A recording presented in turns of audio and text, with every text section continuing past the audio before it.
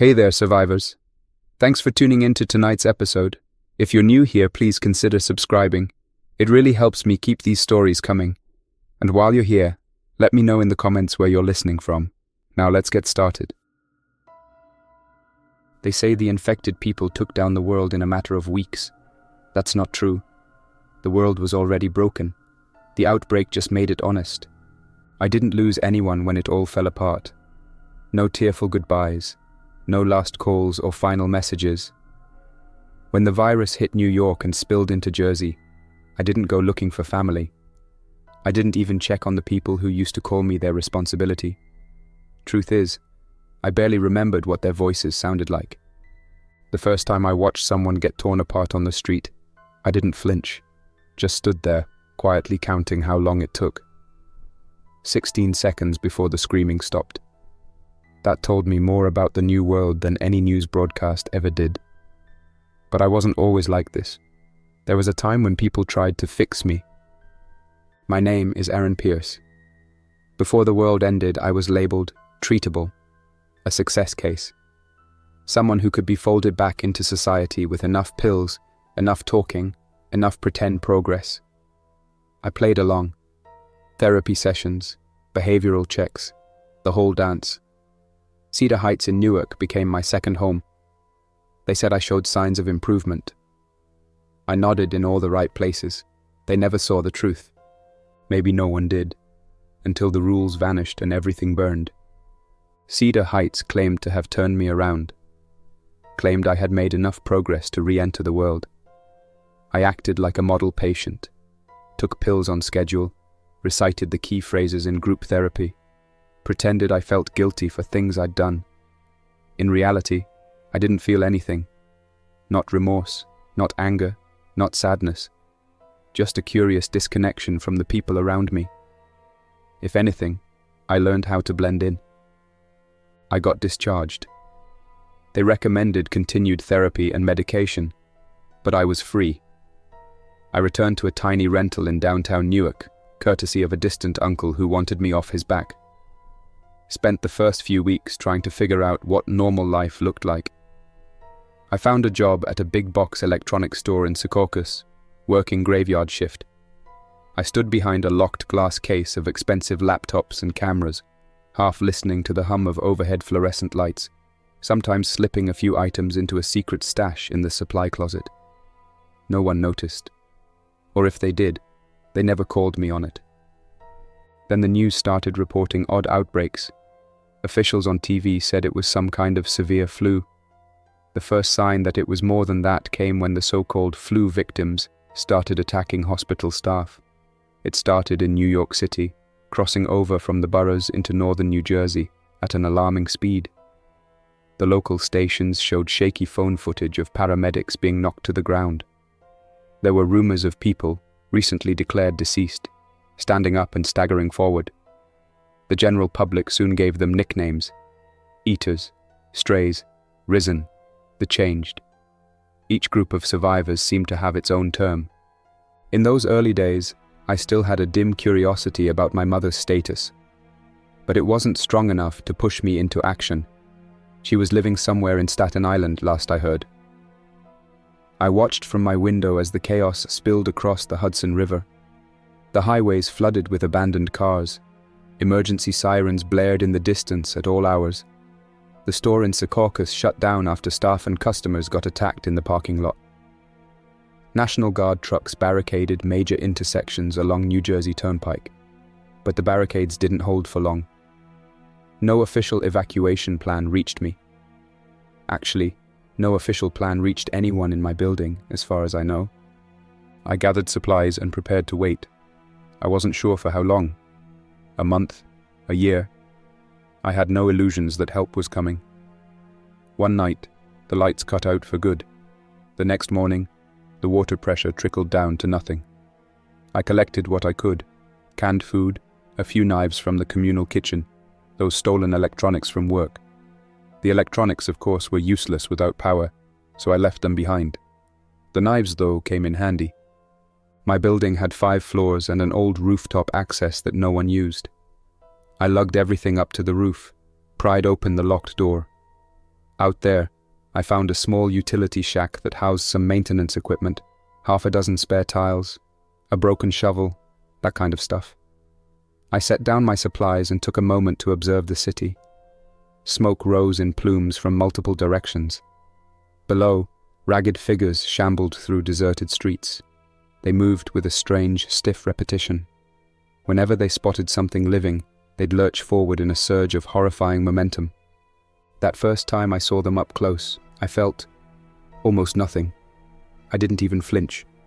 I just watched from the rooftop as they descended on an unlucky neighbor across the street. I couldn't hear his screams over the general clamor of sirens and chaos, but I saw him waving his arms, trying to fight back. My only response was to back away from the ledge. Something about that day confirmed I wasn't like other people. A normal person might have panicked or tried to help. Me? I simply decided I had to stay out of their path. From the rooftop, I lasted nearly 10 days without much trouble. Nobody else came up there, and the Risen, my personal term for them, didn't notice me. Every so often, a rescue helicopter thumped overhead. It never stopped for me. Maybe it saw me, maybe it didn't. I felt no urge to wave, no urge to call out. Eventually, my supplies ran low. I planned a route out of Newark, wanting a quieter place. Through rumor and scraps of news, I heard that the National Guard had set up quarantine zones further south, around Fort Dix or McGuire Air Force Base. Maybe that was true. By then, local law enforcement was practically gone. The few neighbors who survived huddled inside their apartments. I saw flickers of candlelight through curtained windows at night. Sometimes, I heard them rummaging for scraps. Occasionally, they called out for help. I never answered. Not once. I made my move on a grey morning, slipping down the fire escape at dawn. My plan was to get to the railroad tracks that led south, follow them until I spotted a supply opportunity, then continue beyond the main infected zones. I had a small backpack with me, canned goods, bottled water, a multi-tool. I also carried a pair of decent knives, one on my belt, one in a shoulder sheath. Firearms were scarce in my neighborhood, and I lacked any personal connections who could get me one. I set off through the streets. Cars sat abandoned in every direction, but I seldom saw living humans. Occasionally I passed a corpse. If it moved, if it got up, it was one of them. If it stayed down, maybe it was gone for good. I didn't take chances. I would hurry by, not lingering. I'd push open half-broken doors, rummage for supplies. Some folks, in their final days, had left everything behind. I found a couple of freeze-dried camping meals in a basement, stuffed them into my backpack. At the outskirts of the city, near Kearney, I spotted a small group of living people, 4 or 5 maybe, quietly picking through the wreck of a grocery store. I approached without a sound. I wasn't sure if I wanted to talk. Maybe I could glean some information or rummage supplies from them. They wore mismatched gear, hiking boots, makeshift armor. One carried a wooden baseball bat with nails hammered through the end. Another brandished a long pipe. They didn't look like kindly souls, but I was curious how they would react to me, so I let them see me. They spun, raised weapons, called out for me to keep my distance. I did. They demanded to know what I wanted. I told them calmly I was just passing through. One of them, an older woman, waved me over. They were new to the city, traveling from a failed quarantine zone in Elizabeth. She asked about the major highways. I told her the truth. New Jersey Turnpike was jammed, collapsed barricades all over. She insisted that was where they needed to go anyway. She asked if I had a car. I shrugged. She offered me a deal. If I helped them find a vehicle with enough gas to get to the next quarantine zone, they'd share some rations with me and let me ride along. Maybe I should have said yes. I might have made some kind of ally that day. But the idea of joining them felt suffocating. They didn't trust me, and I didn't trust them. Besides, I could see the cracks in their group dynamic. The younger guy in the back glared at me like I was a threat. The older woman only pretended to be kind. Her eyes darted around, sizing me up. They were already on edge. I parted ways with them. No arguments, no farewell. Just turned and walked away. I remember hearing one of them whisper about whether or not to follow me, but none did. That night, I found a vacant motel off a back road near Bayonne. It had been stripped of everything of value: blankets, furniture, even the doorknobs in some rooms. I barricaded one corner room with a dead vending machine and waited out the darkness. All that time I was listening to the wind outside, scanning for any sign of the risen. They were thick in the cities, but I guessed they roamed the suburbs too. I was right. Once I heard a rattling noise in the hallway, something bumping into walls, stumbling aimlessly from one door to the next. I waited with my knife, and eventually the noise drifted away. In the morning, I left for the railroad tracks, crossing the overgrown yard behind the motel. That was when I first saw the crawling variant, the ones people nicknamed creepers. They were half rotted from the waist down, so they dragged themselves along the ground with surprising tenacity. I spotted one creeping across the gravel near the tracks, pulling itself by its elbows, leaving a dark trail behind. Its eyes rolled in my direction. I gripped my knife. A few months before, I would have run or at least hesitated. This time I moved forward. I jammed the knife at its head, holding the top of its skull to keep it still. Afterward, it stopped moving. I was careful to avoid direct contact with fluid. News reports said the infection spread through bites or contact with bodily fluid. For reasons I can't articulate, that thing didn't bother me at all. In fact, I felt more at ease. Maybe it was because I saw them not as people anymore, but as predators. Or maybe I had always been numb to violence. Either way, I decided then and there that if anything stood in my path, living or not, I'd remove it. Life was a lot simpler that way. I followed the freight tracks down through Linden and Rahway, passing rusted factories and empty shipping yards. I had no illusions of rescue. The army, the police, FEMA, they were all scattered or overwhelmed. The train depots were mostly abandoned. Occasionally, I caught glimpses of more groups of survivors, gleaning what they could from derelict warehouses. We'd eye each other from a distance, rarely speaking. Too many bad encounters made everyone wary.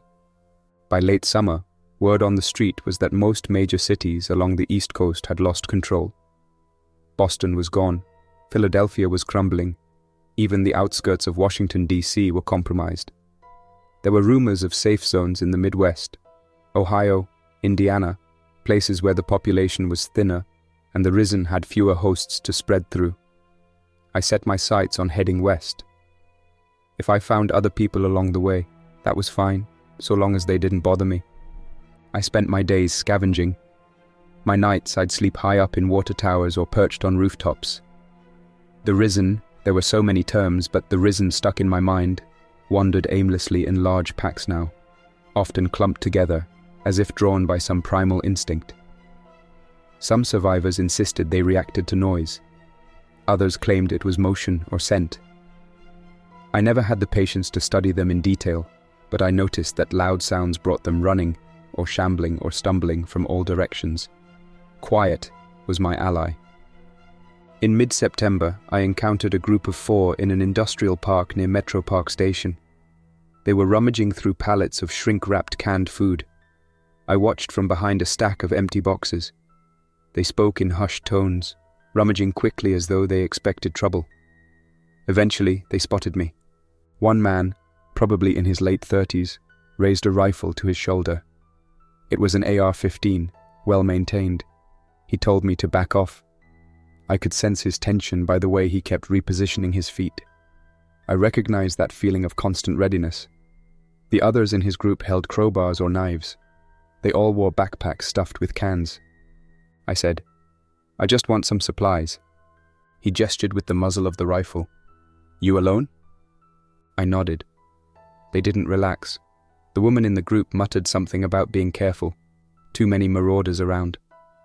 That word, marauders, was starting to get thrown around a lot. Folks who preyed on other survivors, using the apocalypse as an excuse to unleash their worst impulses. Not so different from me, I guess. though I never gave myself a label. In a gesture of good faith, the group leader set down 2 cans of tomato sauce and 1 can of beans about 10 feet away on the concrete floor. Then they backed off, maintaining a line of sight with that rifle. I took the cans, nodded, and quietly walked away. In my mind, I saw no reason to escalate. They were organized and armed. Fighting them risked everything. Besides, I had a sense I'd find more supplies down the line. That night, I settled in a deserted shipping container yard. I climbed atop a stack of containers to get away from the ground-level roamers. It was a quiet night.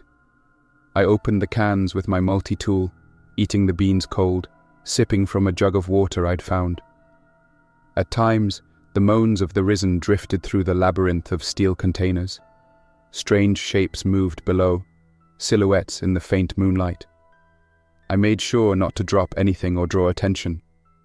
I found an idle sense of calm out there. The old world had been busy, full of expectations I didn't want to meet. This new world was simpler. People revealed their true colors. Those who wished to cling to civilized behavior tried forming small communes or safe houses. Others embraced brutality. And me? I didn't feel a pull to either side. I only cared about one thing: continuing. If that meant stepping over the living and the dead, I would. By early October, the nights turned cold. Electricity was long gone, except for the sporadic hum of a generator in the distance. I decided to cross into Pennsylvania. My path took me over the Delaware River near Trenton. Bridges were clogged with vehicles and swarms of the infected. I opted for an abandoned rail bridge covered in graffiti. It was risky, but I moved fast, weaving through broken sections of track. On the far side, I set foot in Pennsylvania near Morrisville. I spent the next few weeks creeping southwest, loosely aiming for the rumor of a quarantine zone near Harrisburg. Along the way, I cut through smaller towns. Many were shells of their former selves, barricaded windows, deserted main streets. The risen populated every alley. One morning, I heard a commotion in an empty parking lot outside a shut-down strip mall. I crept behind a dumpster and watched 2 groups of survivors in a standoff. One group had rifles, the other only knives. Tensions escalated quickly. Within minutes, gunfire erupted. The noise attracted a wave of risen, and both groups scattered. I watched from behind the dumpster, unaffected. I started to realize something. The biggest threat wasn't the infected. At least they were predictable. The living, though, were desperate, cunning, and anxious. They lied, stole, attacked without warning. Some carried secrets worse than any rotting shell. More than once I slipped away from a group that caught me sneaking by, only to see them turn on each other minutes later. That first year was a crash course in how fragile the old moral codes really were. By mid-November, I'd spent nearly 6 months navigating this landscape. People in therapy used to say I had trouble empathizing, that I lacked the capacity to form healthy bonds. Now, ironically, it was an asset. I didn't hesitate to leave people behind or take what I needed. I also didn't kill for no reason, only when it served a purpose. That might sound monstrous, but it was simple math. Eventually, while scavenging near Lancaster, I fell in with a pair of survivors who didn't appear too threatening. Ben, a lean college student from Franklin and Marshall, who'd lost his campus dorm to the outbreak, and Shay, a former EMT who carried an empty medical kit. We all ended up in the same grocery store at the same time, rummaging for cans. Initially, they were nervous around me, but we reached an uneasy agreement to travel together for a bit. Ben was quiet. Shay was the more talkative one. She'd share bits of medical knowledge or ask if I had any injuries she could patch up. The trouble was, her supplies were basically gone. We spent 4 days together. At night, we hid in office buildings or abandoned houses, taking turns staying on watch. We shared resources, which made sense in the moment, safety in numbers. I found them easy to manipulate. They were desperate to trust someone, and I was calm enough to pass as a friend. We didn't encounter many risen in that stretch of rural Pennsylvania, but we did run into another group. That group was larger, 8 men and women, heavily armed. They claimed they were collecting supplies for a bigger settlement. They demanded we hand over our backpacks. Shay tried to reason with them, but it didn't go well. Sensing the tension, I slipped away behind a crumbling wall. A few moments later, I heard muffled shouting. Ben and Shay's voices soared in panic. Gunshots. When I peeked around, the armed group was already rummaging through our belongings. Ben and Shay were on the ground. I'm not sure if they were alive or not. They weren't moving. The group was too busy looting to notice me. I considered stepping in, but it would have been useless. 8 armed folks against me, wielding only knives. So I stayed hidden, letting them take whatever they wanted. Once they left, I emerged and approached my traveling companions. Neither one spoke or moved. Shay's medical kit was cast aside, trampled. I decided not to linger. I salvaged whatever was left of my belongings and moved on. There was no sense in mourning people I barely knew. Around early December of that first year, I stumbled onto a ragtag group near York, Pennsylvania. They called themselves the Sentries. Some wore mismatched camouflage, others had makeshift weapons. Their leader introduced himself as Malcolm. He was tall, muscular, with a grin that never reached his eyes. Despite their patchwork appearance, they seemed well organized. They had a couple of vehicles, a battered pickup truck and a dirt bike, and they talked about heading west to find a rumored big settlement. I found them around an old distribution center, the windows boarded up. Risen occasionally wandered by, but the sentries had set traps, a series of simple pitfalls and barbed wire. It was effective. They invited me to join them for a meal, canned beef stew heated over a camp stove. Malcolm asked lots of questions. Where was I from? Did I have any specialized skills? He asked if I was willing to fight to protect their camp. I answered vaguely, giving enough detail to appear useful, but not so much that they'd see me as a threat. They made a show of letting me stay the night. It was the first time in a while I found myself sitting around a campfire with others, hearing low chatter about everything from old sports rivalries to the best places to scavenge. But something about the group unsettled me. They laughed too easily at the suffering of others, boasted about how they had disposed of travelers who got in their way. I saw no moral boundary in these people. In some twisted sense, they reminded me of the folks from the therapy sessions who used to talk about marauder personality types. The difference here was that they were proud of it. They tried to recruit me. I nodded along but didn't give a firm answer. That night, I feigned sleep in a corner of the warehouse they occupied. I heard whispers from Malcolm and a few others discussing me. They wondered if I could be trusted. They decided to test me in the morning, maybe send me on a mission to see if I'd commit violence for them. I wasn't particularly opposed to violence, but I didn't like being manipulated. So I slipped out before dawn, quietly stepping over the sleeping forms. If they caught me sneaking away, there would be no second chances. Just as I was nearing an exit, a sentry noticed me. He was dozing against a stack of crates, but my movement woke him. I saw him reach for a sidearm. Without pausing, I lunged and silenced him. Quick, clean.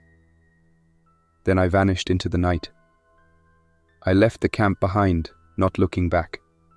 That was my first kill of a living human being in this new world, or at least the first time I'd done it so directly. I didn't feel shaken. It felt like a practical choice. He would have shot me.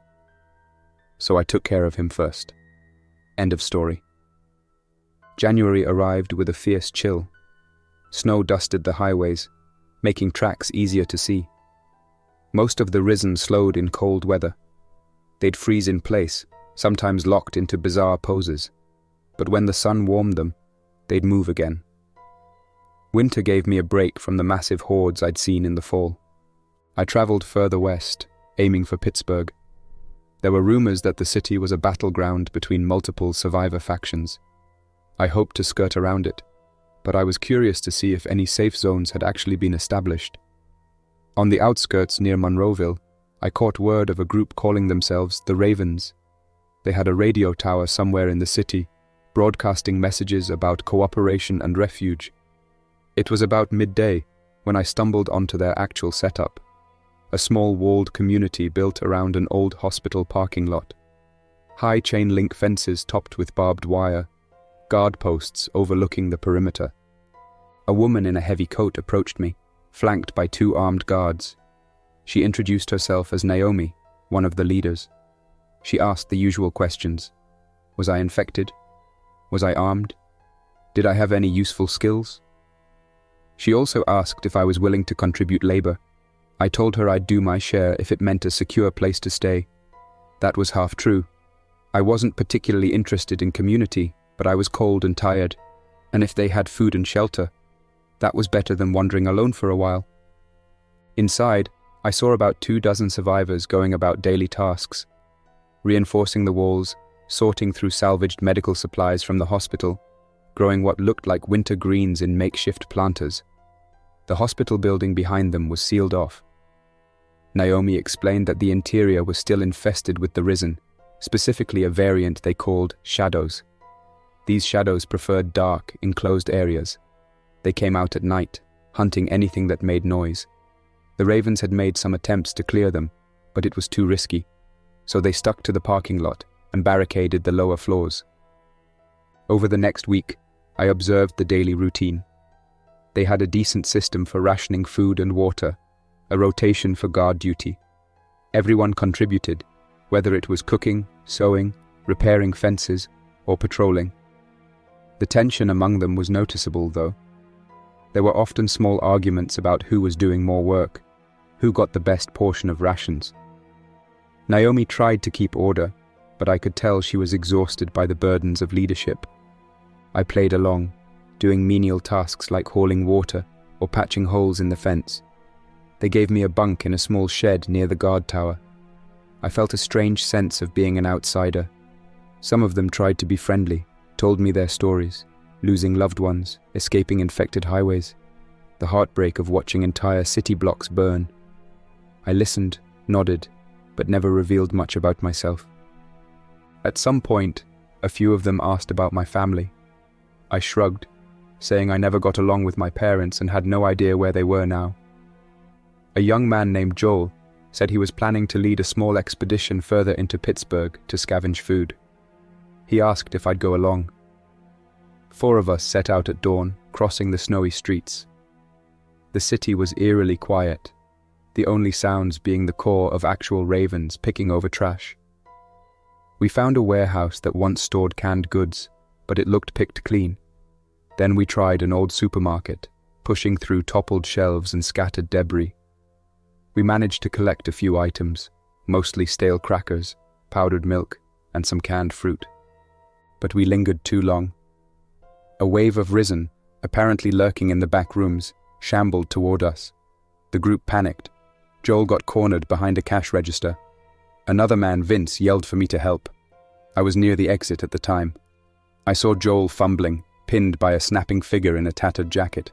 He looked at me, desperation in his eyes. Vince rushed forward but was outnumbered. I just stood there. Maybe I could have helped. Maybe not. But I didn't see the benefit in risking my life for them. So I turned and left. The last thing I heard was Vince shouting my name as the Risen closed in. I moved quickly through the aisles, stepping over broken displays and shattered glass. By the time I reached the street, they were all behind me. Joel, Vince, the other 2 from our party, and at least half a dozen infected. A gunshot rang out, echoing off the empty buildings. I didn't look back. I sprinted until I was sure I'd lost them. I arrived at the Ravens' compound alone. Naomi demanded to know what happened. I lied, said we got ambushed by a large horde, that Joel and the others were separated, that I barely escaped with my life. She squinted at me, suspicious, but she had no proof. Some of the others glared, maybe sensing there was more to the story. Still, they were short on manpower, so they allowed me to stay. Tensions grew over the next few days. Whispers circulated that I might have left them behind on purpose. People started avoiding me. I sensed that it was only a matter of time before someone confronted me. Then, a few nights later, The shadows in the hospital building broke through a compromised entrance on the second floor. They poured into the parking lot, drawn by some ruckus I never fully understood. Maybe a malfunctioning generator, or a scream from a nightmare. Alarms rang, survivors scattered. Naomi tried to rally people, but the shadows were fast and relentless. They struck in the darkness, each one bearing decayed skin and a silent, determined gait, different from the usual slow risen. The community tried to fight them off with makeshift torches and shotguns, but it was chaos. I slipped away in the confusion. I grabbed a few supplies, hopped the chain link fence at a spot the shadows hadn't reached yet, and vanished into the snowy streets. Over my shoulder, I saw muzzle flashes and flickering lights, but I never heard a rescue call. I assumed the ravens were done. By the time spring returned, I'd developed a pattern of solitary travel. I spent months roaming through parts of Ohio, crossing farmland and small towns. I discovered that the roads were less congested in rural areas, though there were roving bands of infected even there. Occasionally, I found pockets of survivors eking out an existence on old farmland, raising a few animals, trying to create a semblance of normal life. I never stayed. Their illusions of safety annoyed me. I also crossed paths with more unscrupulous types, groups that enslaved weaker survivors or demanded tribute. Some called them the war bands. They had no fixed base, just roamed with vehicles, imposing themselves on settlements. If you cooperated, maybe you got to live. If not, they'd burn your barns, break your fences, and attract risen to your location through noise and chaos. I avoided them whenever possible. Around late summer, I ended up near the outskirts of Cincinnati. This was a war zone in every sense. Some sections were completely overrun, infected wandering the highways for miles. Others were controlled by militaristic factions with stolen National Guard vehicles. I kept my head low, scrounging supplies from deserted neighborhoods, always mindful of the possibility of being caught between two warring human groups. It was during this time that I met a small band of 4 who seemed just as detached from morality as I was. Kevin, a wiry mechanic who carried an old hunting rifle. Raina, a self-proclaimed ex-security guard with a short temper. Marcus, a quiet giant of a man who rarely spoke. And Gwen, a sharp-eyed woman who acted as their unofficial leader. I'm not sure how we managed to stick together, but for about 2 months we traveled as a unit. They weren't squeamish about eliminating threats, whether those threats were infected or living. Once, we came across a half-collapsed building where a small family, parents and 2 kids, were hiding. Gwen suggested we help ourselves to any supplies they might have. I stood there, expressionless, as Kevin forced his way in. The father tried to resist, brandishing a small hatchet. Raina shot him in the leg. The family handed over their supplies in a panic: canned goods, a water filtration pump, warm clothing. Gwen insisted we leave them alive, though it was only because we didn't want to waste ammunition or attract attention. We left them in that ruined building. Their lives were worth nothing to us. I can't say I felt remorse. I remember the father's expression, the mother's sobbing, the kids trembling behind a broken couch. It was just another moment where I realized how easily people's moral convictions melted under pressure. Gwen's group had no illusions about compassion. We took what we needed. If the family survived afterward, that was their problem. As fall approached, tensions grew within our small band. Gwen and Raina wanted to join a larger raider faction to ensure a steady flow of supplies and greater protection. Kevin wasn't sure, and Marcus didn't care. I listened from the sidelines, not truly invested. Then, one evening, Gwen tried to strong-arm me into agreeing with her. She tried to accuse me of cowardice, saying I never fully participated in their raids. She said if I didn't pull my weight, maybe I wasn't a good fit. That night, I quietly observed as they made plans to connect with a raider group called the Iron Wardens. The next morning, I woke early to find Gwen and Raina rummaging through my backpack, presumably searching for anything valuable. They looked up, feigning innocence. Something snapped in me. If they wanted to betray me, I'd move first. Later that day, we traveled along a side road, the infected visible in small clusters to the north. I guided the group toward a large parking structure, claiming I'd seen a cache of supplies there before. Inside, we ascended a few ramps, and sure enough, a cluster of risen roamed the upper levels. But there was a broken barricade on the second floor. If triggered correctly, a loud noise there might lure the infected down to our level. Once we were deep inside, I slipped away and jammed the vehicle's horn with a piece of metal, creating a constant blare. That drew the attention of every risen in the structure. Within moments, they converged on the second floor. Gwen, Raina, Kevin, and Marcus realized too late what was happening. They tried to shut off the horn, but the infected poured in. I stood on a higher floor, watching as the chaos engulfed them. Kevin tried to shoot his way out. Raina screamed orders. Gwen cursed my name. The last I saw of Marcus was him swinging a crowbar in wide arcs. They were overwhelmed. I turned away and walked out. I had no reason to wait around. That was the last time I attempted group travel. With them gone, I felt free again, though perhaps a bit more aware of my own capacity for planning and cruelty. I told myself it was justified. They would have turned on me eventually. Still, a small voice in my head wondered if I had crossed a line. But I shook it off. Lines never mattered to me. Now, I'm writing this in the third year of the outbreak. Winter is giving way to spring once again. It's strange how the world keeps turning, even when civilization crumbles. The infected are still here. Humanity is scattered, living in fractured pockets. The old roads are broken, choked with rusted cars and debris. Yet somehow I'm still walking. I've made my way further west, past Indianapolis. The farmland stretches for miles, dotted with occasional barns and silos. Nature is reclaiming everything. Vines twisting over highways, grass sprouting through asphalt, trees growing in suburban yards. Sometimes I see deer moving across fields, unafraid. If I recall my therapy sessions, they once asked me about empathy for animals. I never felt any special bond. But out here, I admire their simplicity. Yesterday, I found a hidden orchard behind a decrepit farmhouse. The trees looked half wild but still bore fruit. I picked as many apples as I could carry, stored them in my pack. There's a pond nearby, fed by a small stream. The water tastes fresh if I boil it. A few infected drift along the property, but they're easy to avoid. It's peaceful. In a way, I've started to realize I prefer this silence to the old world's artificial noise.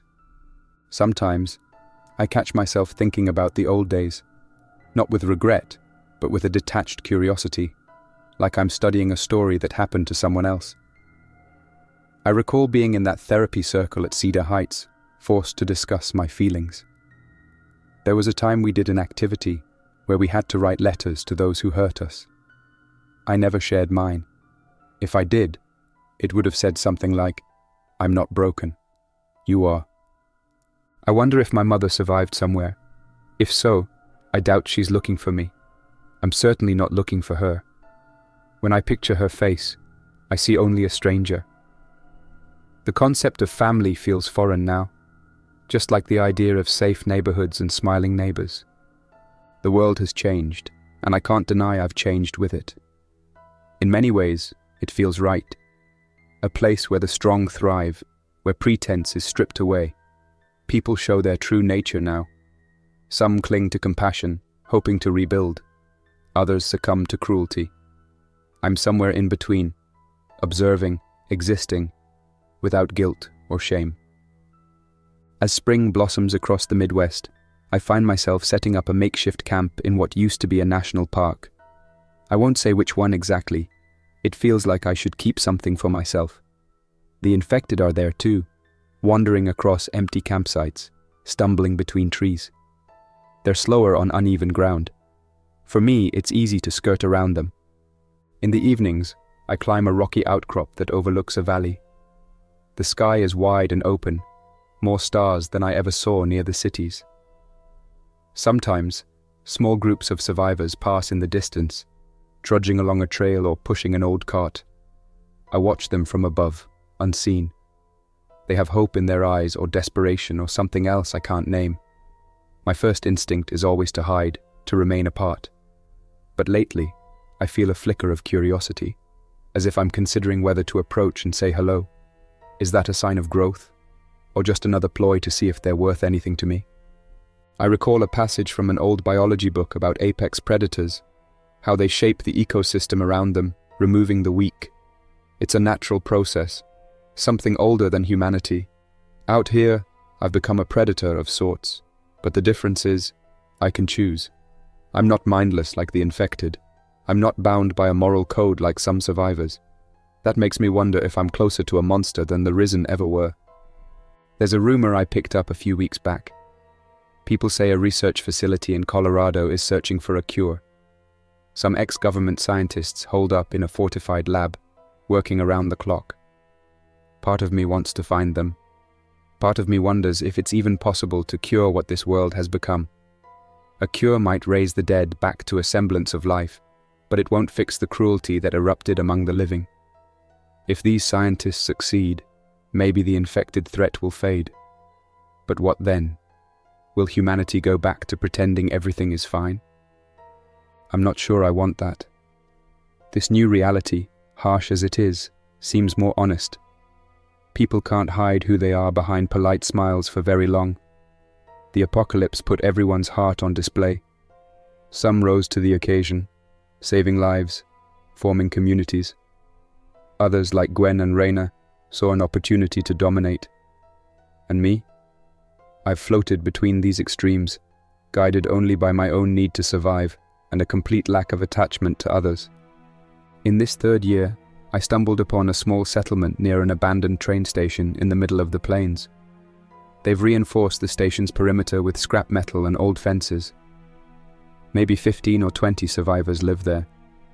A solar panel array from a local power project still works, so they have limited electricity, enough to run lights for a few hours each night and pump water from a nearby well. They call themselves the station keepers. By day, they tend small crops. By night, they man the walls, keeping watch for infected or raiders. It's a peaceful place, almost too peaceful. The moment I showed up, they asked if I was hungry. One of them offered me some roasted vegetables, watery but warm. I said yes, surprising myself. I actually sat around a small fire in the station yard, listening to them chat about hopeful things, how they want to expand the walls, maybe fix up the train tracks to connect with other enclaves. I caught my reflection in a broken window that night. I looked worn, with sharper angles in my face than I remember. My hair had grown uneven. My eyes had that distant stare I'd seen in other people who'd lost everything. But inside, I felt calm. Something about this station's sense of quiet optimism made me pause. I found myself lingering day after day, even though I had enough supplies to move on. I even helped them with a small chore. A group of infected had stumbled into the farmland on the station's east side. I joined 3 others as we crept through the tall grass, systematically taking out the risen with knives and clubs, avoiding loud gunshots. They were impressed with my efficiency. I discovered that fighting alongside them felt strangely satisfying, not because I cared about them exactly, but because I felt included. It was a novel sensation. Yet I can't shake the feeling that if things go wrong, if they turn on me, or if they become too demanding, I'll revert to my usual pattern. I'll strike first, slip away, leave them to face the consequences. That's who I am, right? That's who I've always been. A part of me wonders if I'm tired of that existence. If maybe, just maybe, I want something more stable in this fractured world. Or maybe I'm just fooling myself, like I did in therapy, pretending to be on the mend while secretly plotting my own path. Tonight, I'm sitting by the fire in the station yard, listening to the low crackle of burning wood. There's a faint glow in the sky, maybe a distant town on fire, or a lightning storm over the horizon. One of the station keepers, a middle-aged teacher named Lindsay, is trying to organize a small school for the kids who ended up here. She asked me if I knew anything about survival skills that might be taught. I shrugged, uncertain. Should I teach them to trust no one, to strike first? That hardly seems appropriate even in this world. Lindsay's colleague, an older man named Garrett, is repairing a generator. He claims he used to be a volunteer firefighter in Kentucky before the collapse. He asked me about my life before everything changed. I told him I worked in an electronics store and had some therapy sessions for stress. That was the polite version. He didn't pry further. He said he's seen so many folks with scars, physical and mental, that nothing surprises him anymore. I have to admit, there's a strange comfort in hearing people talk about normal things. Generator maintenance, teaching kids, growing vegetables. They share jokes about pop culture references, recall old movie lines. For a moment, it's as if the risen are just a side note. Then, at the perimeter fence, a pair of them bang against the metal, snarling silently. Someone dispatches them with a spear. The conversation resumes. I glance around the circle. Lindsay, Garrett, a couple named Maria and Felix, a younger boy named Rico. They trade stories of near misses with the infected, their hopes that one day they'll connect with that rumored settlement out in Colorado, or maybe a Red Cross station that never fell. Part of me wants to laugh at their optimism. Another part of me sits quietly, unsure of what to say. It's been nearly a month since I arrived at the train station. I help with chores, stand guard at night, accompany scavenging runs. They appreciate my skill. I haven't betrayed them, and they haven't betrayed me. It's the longest I've coexisted with a group since the outbreak. In the evenings, we gather around the fire, sometimes sharing the day's small triumphs. A successful garden harvest, a minor repair made to the fences. One night, Lindsay asked me if I ever missed my old life. Her question lingered in the air. I told her I missed certain things, like the convenience of flipping a switch for light or turning a tap for clean water. But as for people, I had no real connections before the outbreak. She gave me a thoughtful look, as if trying to understand. I think she realized I wasn't just another survivor haunted by the loss of loved ones. I was haunted by a life that never gave me much to love in the first place. She said she lost a son in the early days, back when the infected first overran the hospitals. Her eyes flickered, and she gripped the edge of her jacket. She didn't cry or talk about heartbreak. Instead, she stared at me, searching for a reaction. When I offered none, she simply nodded and turned away. It was as if she was testing me, wondering if there was any empathy in me at all. Maybe she found her answer that night. I notice how the station keepers keep a respectful distance sometimes, as if they sense something unsettling in me. But they don't cast me out. Maybe they'd rather have a dangerous ally than a potential threat on the outside. Or maybe they see the subtle ways I help defend this place. I'm not sure. At times, I walk along the old tracks behind the station, letting my mind wander.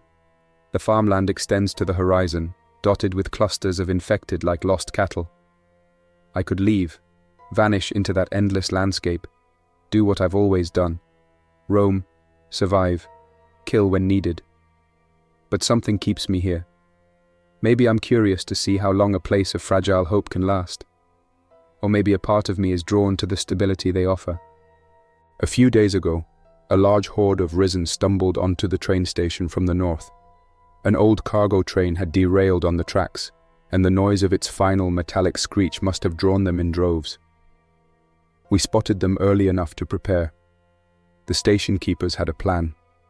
Lead the infected into a bottleneck, created by some half-collapsed freight cars, then pick them off with bows, crossbows, or silent takedowns, saving precious ammunition. I found myself leading a small team with Lindsay and Felix, sneaking along the outer fence. The infected advanced in a clumsy wave, arms outstretched.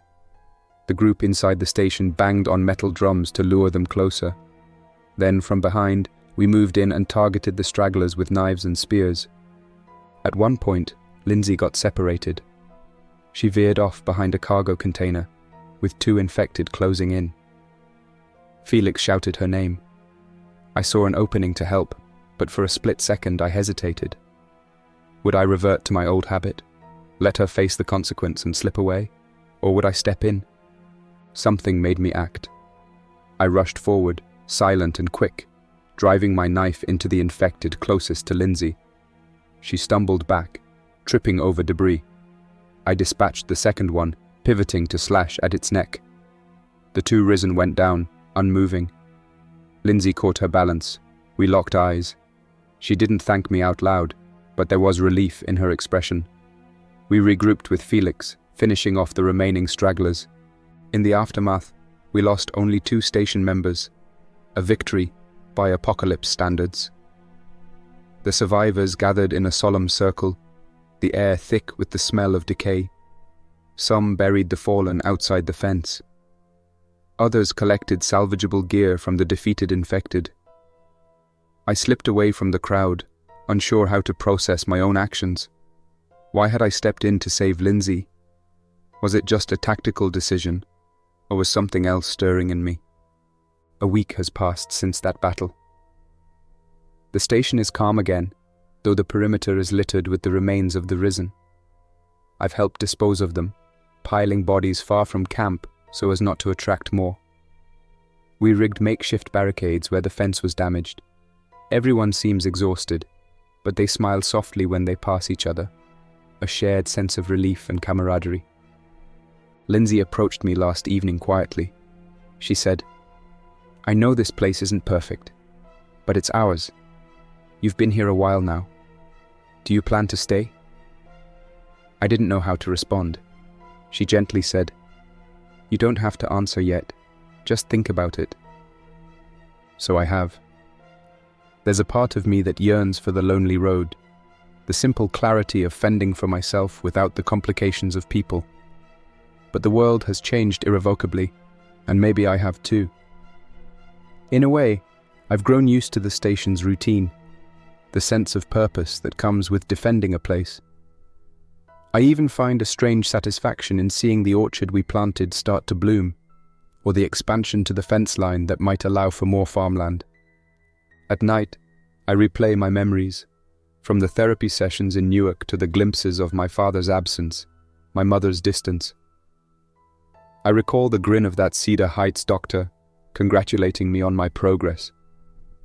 I wonder if they'd be surprised to see me now, 3 years into a world where no moral code remains, and yet somehow I'm still alive. Would they label me cured for defending a settlement? Hardly. But maybe they'd see the faint spark that made me save Lindsay from the infected. I don't know where I'll be in another year. The infected remain a constant threat.